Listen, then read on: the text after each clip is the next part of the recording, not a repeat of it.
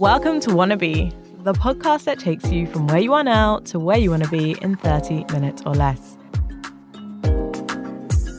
Happy Black History Month. I'm Imriel Morgan, founder of Content is Queen, a podcast community that specialises in empowering and amplifying underrepresented voices, specifically women, people of colour, and LGBTQIA plus people.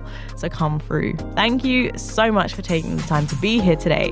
Wannabe's focus is to help you take consistent action to build a successful life and career in the creative and entertainment industries. But this month, we're going to spend some time looking back as well as forward. Today's guest is Alayo Akinkugbe, who is the founder and mastermind of At A Black History of Art on Instagram, which she founded in February 2020. Alayo is an art history graduate from Cambridge University and is currently studying for her master's in curating at Courtauld. Through her page at A Black History of Art, Alayo highlights overlooked Black artists, sitters, curators, and thinkers from art history and the present day. As of this recording, the platform has over 50,000 followers. In today's interview, Alayo shares what she loves about art history and how she was able to carve out a lane in a space that traditionally excludes Black art and history. We explore what success looks like in this space and how that's reflected in her career. We also dive deeper into some of the barriers to entry in art and art history and how you can overcome them. Let's get into it. Who did you want to be before you became who you are today, and why? I really wanted to be an art curator, which is interesting because in some ways starting my Instagram page has turned me into somewhat of a curator in that I'm the one who gets to decide what goes where and what the text says and all of that. But it's still kind of an aspiration of mine. And right now I'm doing an MA in curating at the Courtauld to realize that goal of becoming a full-on curator and creating exhibitions and that kind of thing. But also, I guess now I'm very, very content with the way things are going with a Black history of art and I guess myself as a result of a Black history of art. It's sort of turning itself into a career, which to me is amazing. So for this to have created itself, this career, getting to do things like this and giving talks and writing articles and contributing and people caring about my opinion, all of that to me is like, I didn't even know that was something I wanted, but I'm really, really content with the way things are now career-wise. That's amazing. I think being a curator is just something else that would be an added benefit if I'm able to do it alongside all of this. What is the difference between what you're doing on Instagram, for example, and what does it mean to be a curator? Because I guess for some of us listening, the lines are blurred and there's not really a distinction between the two. You can call yourself that if you wanted to, or some people will. Yeah. But yeah, what is the distinction that you're making in your mind between those two places? So I think being actually able to put on shows in physical spaces or in galleries or in big institutions or something like that. I'm thinking Tate and like all of those very popular museums and art institutions, but also just the actual ability to engage with works of art and to do everything that comes with an exhibition, which is often like a catalogue and a lot of writing and research and discussing with artists, all of that kind of thing, which I don't do as much for the Instagram page. I think that curating physical spaces would be a much more hands-on experience, obviously. And I think curators have a lot of power to change the course of art histories. There's like people who I really admire, like a man called Okwe that died a couple of years ago. He was a Nigerian curator. And I think he's been extremely influential in decolonial discourse. So I think curators basically have a lot of power, like more power than you might initially think, to change things. I want to question the idea of having more impact. Because arguably, a limited number of people can walk through the doors of a physical institution, right? And that's like specific to the geography, like the Tate is in London, so you have to be a Londoner. Yeah, so you have to be, and also so many limitations of that in that like some people can't afford to come to London. Exactly. Some people can't afford to leave their home country. Yeah, so then is it a little bit, and please do not take this the wrong way by me asking, no. but is there a little bit of it being the prestige, and because these institutions are so prestigious, so old, that actually in the world of art, because it's still got, I guess it has certain connotations of being reasonably elitist. Yeah. Oh, yeah. And I don't mean that in like the wrong way, but I think that's widely held or widely understood? I think it is. It kind of does almost come down to the prestige, sadly, because I feel like I would give myself, for me, that would be like validation. I'd be like, okay, I've made it. They've said that I can curate this show and people have seen it and they said it's good. It comes from this inner thing of like wanting to be accepted by the art world, to be an approved voice of authority or something like that. And because I was kind of thrust into this position with my Instagram page, I remember initially when people started asking me to write articles and to speak on things, I was like, why are they asking me? Like, I don't have any authority. I'm just an undergraduate student. Just because my page blew up doesn't mean that I should be doing these things. But then I realized that it was an imposter thing, because I have done these things now and I'm like, oh, I am capable, and you don't need to tick this box of being an incredibly well-known curator approved by the mainly white art world in order to have authority or in order for what you say to matter. So I think it actually comes from that thing deep down of being like, I just want to be seen as someone who can and someone whose voice matters and someone who has done these amazing things. Therefore, we should listen to her, kind of thing. Yeah. So yeah, really interesting that you just tapped into something there. Yeah. It's because I kind of relate to it in that there's, at least for me, it definitely comes from a place of feeling like an imposter. When I was much younger, a lot of the validation I would have been seeking would have been coming from a place of the white gaze. And I had to really deconstruct that and break that down for myself and be like, nah, bun them, I don't care. But, exactly. But actually, there's still something in me that wants, you know, whether it's awards or to be in a certain paper or to be recognized by certain those are the things that, it's like self-validation because like I don't know, it's strange. It's like, it feels like it's never enough. I'm like, I need this thing that makes it official. That makes like everything I've been doing count. If this random institution acknowledges me or some award system acknowledges me. Yes, exactly. I know exactly what you mean. I don't think there's anything inherently wrong with it either. I think it's perfectly fine and natural to have that, because those have for such a long time in the markers of success for your industry as well as others. There's just certain things that mean that this is successful, like the Oscars. Even though we know Oscars so white.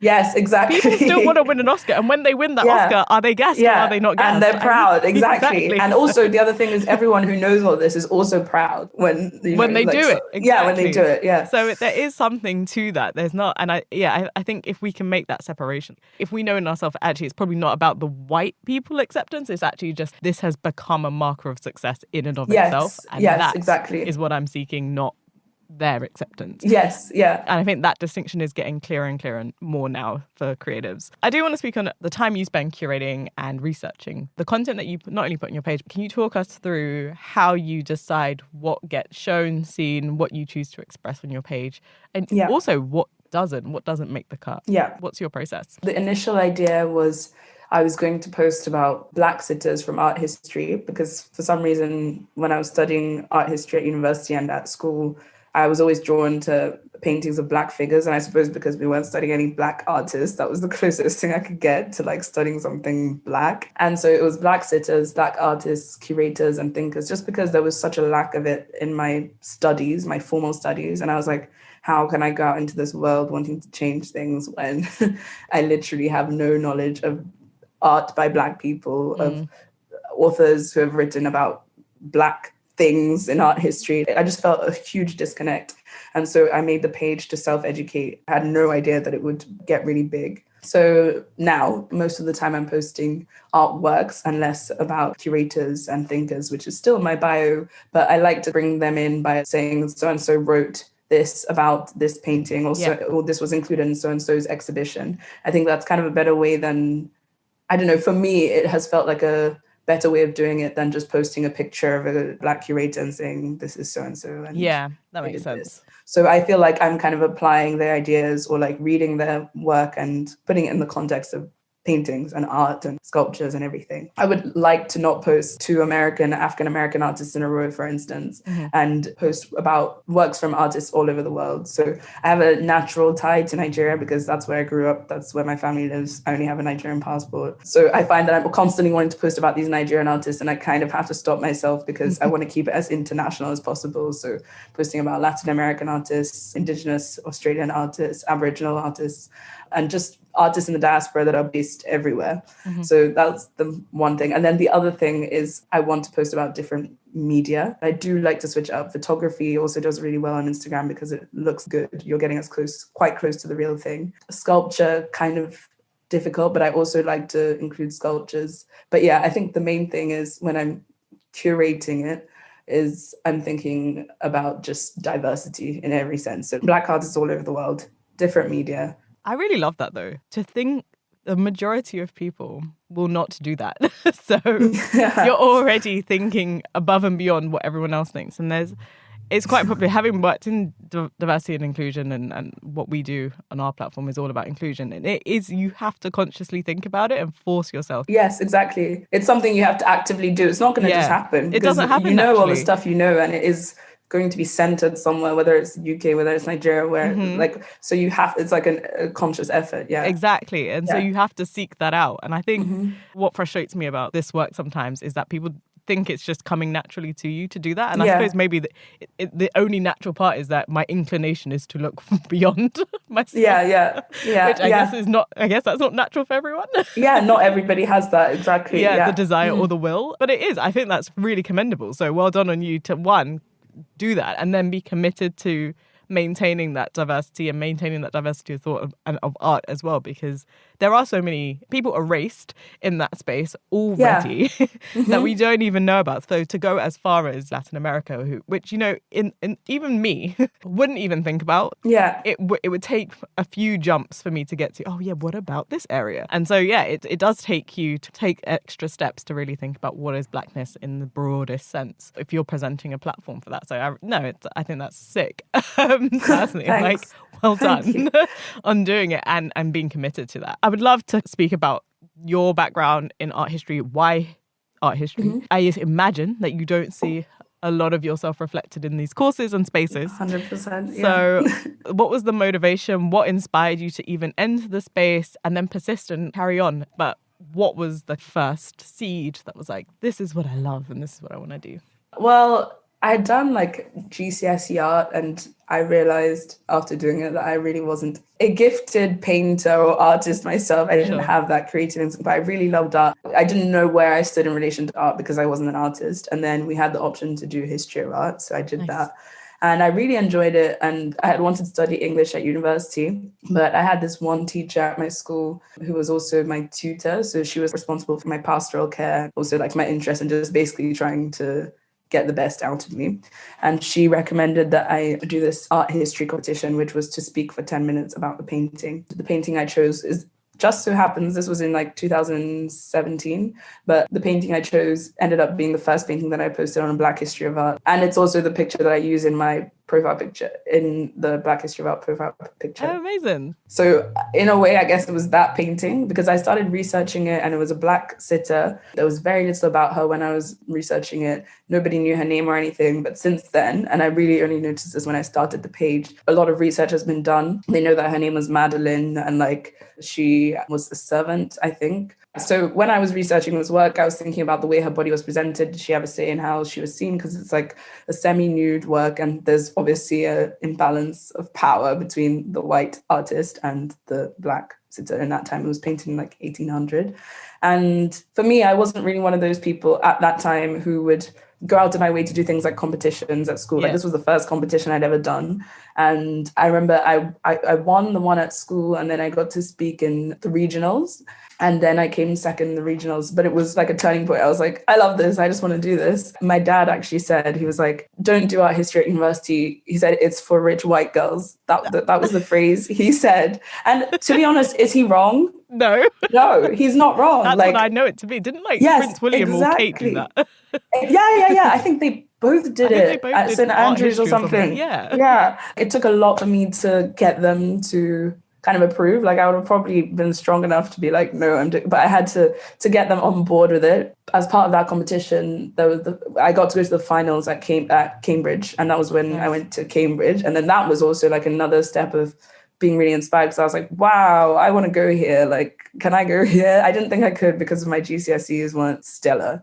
So I think basically that competition, and I've said this a lot, and this articulation competition was the turning point. And that's what made me decide to do art history, even though I didn't see myself reflected. But it's interesting that the second I was given the chance to kind of do my own research, I immediately sought out things that I felt resonated with me or topics that I felt I wanted to look into, even though at the time I didn't know what research was. I really love that though, because you just do your thing, yeah. And then because you don't have any of the background knowledge, you kind of just winging it. Yes, and that exactly. originality is what makes you different, makes you unique, essentially builds you up. And so I kind of see that it's just you went into this world. I don't know what this is. I don't know what you're expecting from me. What is this? I'm just going to talk about this thing that I really love and I exactly. like. And that was appreciated. And so that's kind of like the best way to enter something. And the fact that they actually not only acknowledged it, but you won at first and then you still ranked really highly. Like, that's incredible. Because that would then,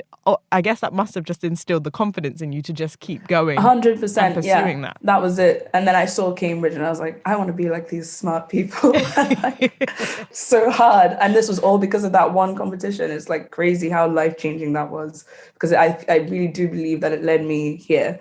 And I don't know, No, that's incredible. Well done. No, it sounds like the best way to enter. Because if you had gone in knowing all of the things, knowing all the barriers, knowing all the trappings, and like even like some of the bias and the elitism that exists, maybe you would have felt, okay, well, I have to present in this way and I have to speak this way and I have to talk about this type of art, not this type of art, because they're not going to pay attention. Exactly. I remember there was so many times when I was like, maybe I should just love the Renaissance. Why didn't I just love it? Why didn't I just decide that this is going to be my thing, like my specialism? Because I was like, I think I'm just doing this because I'm Black. I was like, no, just because I'm Black doesn't mean I can't do art history as we know it. But because I'm Black, it means I don't want to do art history as we know it. Exactly. You know? Like, or as it has been. And that was very difficult for me to reconcile when I ended up going to Cambridge. And then I'm sure everybody knows that Black people are massively in the minority at Cambridge. So I was the only person whilst I was there in 3 years. And I'm pretty sure even in postgrad, I was the only Black art historian for the first 2 years. Wow. So I mean, I wasn't particularly surprised, but it really did play on my mental health. And also just socially, I found it very difficult because this had been my dream. And then I got there and I just felt out of place once again. And I just struggled so much. I'd never hated my difference so much. And then I remember it was like 2019. And then I went home for Christmas and my mum was like, you have to just have confidence. You can't constantly be thinking about your difference. It's going to make it difficult to talk to people and like blah, blah, blah. Because I was convinced like I can't fit in here because I'm Black and I don't feel comfortable with anyone. And I can't like have a normal social life because this is a happy world for white people. Like everyone at Cambridge loves Cambridge, except if you speak to a lot of the Black people, they'll be like, this place sucks. And it's strange that straight after that was when I made a Black history of art. And I was like, it's almost like this thing that was holding me back ends up being the thing that is propelling me forward. Yeah. One, that's so sad to hear. And I'm sorry you had to go through that. And I went to Durham. Yeah. Oh, yeah. The same kind of thing. And so, I can, like, when you were speaking, and I was like, those spaces. Those spaces with that particular type of whiteness. Yeah. I didn't have the language for it. You're lucky you went a little bit later because I think things had progressed, at least in terms of how we could describe those experiences. Yes, I did not have the language. I mean, before I joined, someone had literally just written a book, like with Murky Books, about taking up space as a Black woman and their experiences of being Black at Cambridge. So like, it was almost, I knew this was going to happen. I think I was very lucky in that sense. Yeah. And even when you're prepared, I don't think you're still prepared enough. Exactly. It makes me sad thinking about it because I was like, obviously it's opened doors and it has given me lots of opportunities that I don't even know I've been given because those names mean things. Those institutions mean things, especially to certain groups. They're like, you went there. Which tend to be then the groups in power. So exactly. Yeah. And so in many ways, I don't want to deny someone else that privilege or deny someone else the opportunities that will be afforded to them. But my God, you have to just be strong. Yeah, exactly. Mentally strong. Emotionally, mentally, exactly. To deal with it because it's like levels of microaggressions that I don't think anyone can fully explain. Yes, and you get gaslighted and all of this to thing. The nth degree. And I remember like suddenly everyone cared around the death of George Floyd. Everyone in Cambridge was talking about it. All these people I never thought would be talking about it. I'm like, they're all talking about it as though it's like something new. And I felt like every time I would confide in a friend who was inevitably white, I did have one, luckily, another Black girl in my college, but anytime I would talk about it to a white friend, I would just get gaslighted because they'd be like, I don't think it's racism. I don't think it's this. I like, it was just, and back then I didn't actually have the word for like, I didn't even know gaslighting was a thing. It was only after everything I was like, oh my God, I've literally just been through hell Yeah, exactly. for the past 2 years. I completely understand why you're feeling in yourself, I can't fit in, because that point of difference, even if they're not actively saying terrible things, yeah, they are saying terrible things. And yes, exactly. They make you feel excluded by the way in which they create spaces. I mean, I look at London and the gentrification of London. Gentrification of London, everyone's like, but no one's stopping black people from going to those coffee shops. They don't need to say you're not welcome. Exactly. They've for designed you to not it. Be welcome. They've designed it, and there's a people in the windows that are telling you you do not belong. You don't belong here. You don't exactly. have to say it. So I think that's how these institutions really work, is like there's so many of one kind that if you're not from that kind or from that group or know how to navigate, they're very distinct languages. And that could be a whole episode in and of itself. yeah. Being black in elite institutions. Let's talk about it.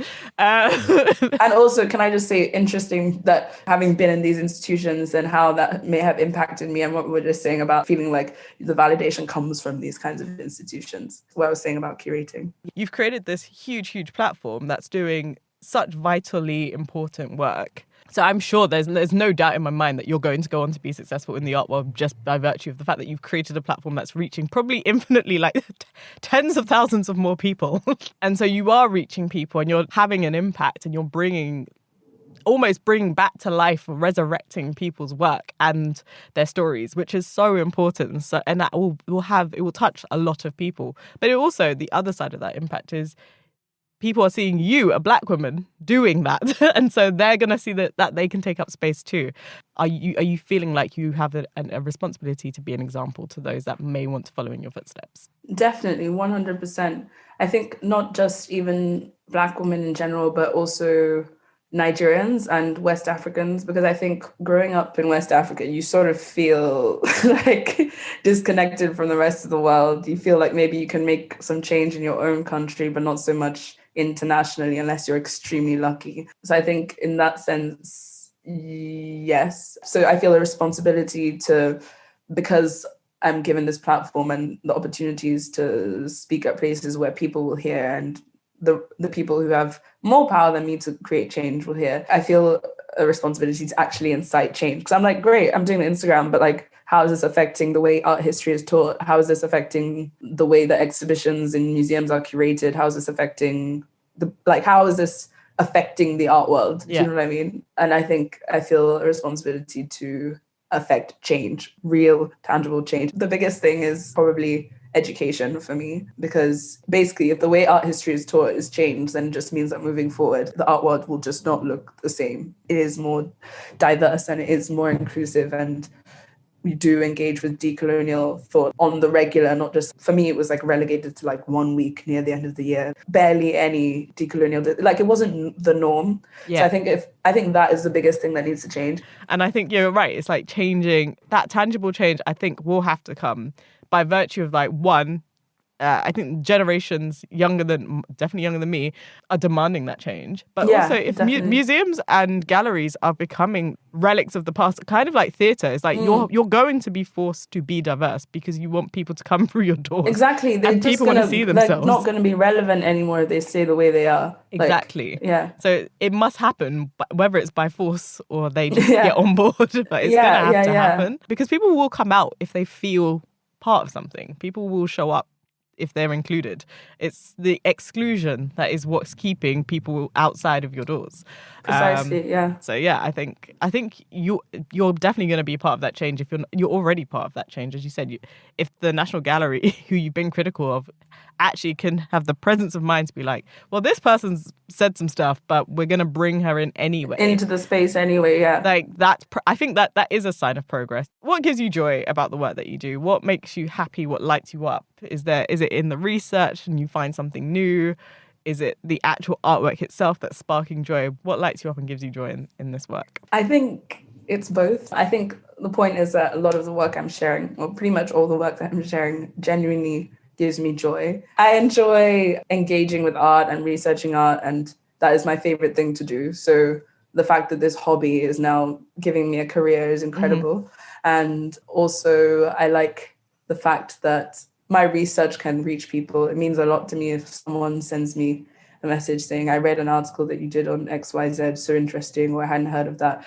I think the biggest thing that brings me joy is introducing people to new things or things that they hadn't heard. So many people will message me saying things like, this is crazy, I studied art history for 3 years and I did a PhD or something, but I never ever have come across this artist, so thank you. I think for me, a lot of the artists I'm sharing don't even seem overlooked anymore, because those are the artists that I think about all the time and that I read in the books that I choose to read, because this is like just the space, the area of art history that I'm interested in. Yeah. So it's kind of really refreshing for me to see that someone, like, this is new to someone, or people feel they're being introduced to something new, or they're inspired by something and stuff. What is your favorite moment in art history as it pertains to Black people? Okay, yeah. It's very, very personal, this one, because for me, it's because I'm from Nigeria. From doing this page, I basically have discovered something that I would never have really discovered because they wouldn't teach this at university or at school. But in the 1960s, there was a time when a lot of photographers in the 1960s across West Africa and French and English-speaking countries that were, documenting the times. And one of my favorites is J.D. Ojai Kere.